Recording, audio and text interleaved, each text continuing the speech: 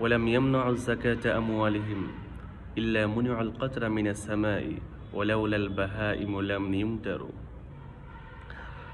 যখন কোনো জাতি সঠিকভাবে যাকাত আদায় না করে তখন আসমান থেকে বৃষ্টিপাত বন্ধ করে দেওয়া হয়।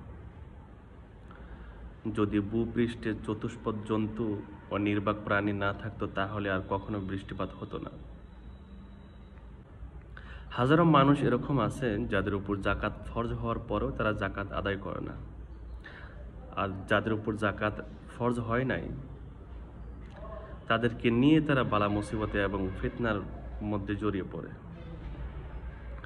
যাকাত আদায় করলে মাল পাক হয়, মালের থেকে যত মেল কুচেল আছে সবকিছু দূর হয়ে যায়। যাকাত আদায় করলে মাল সম্পত্তি বাড়ে, এটাই সত্য। আল্লাহ তাআলা আমাদের যাদের উপর যাকাত ফরজ হয়েছে তাদেরকে যাকাত আদায় করার জন্য তৌফিক দান করুক।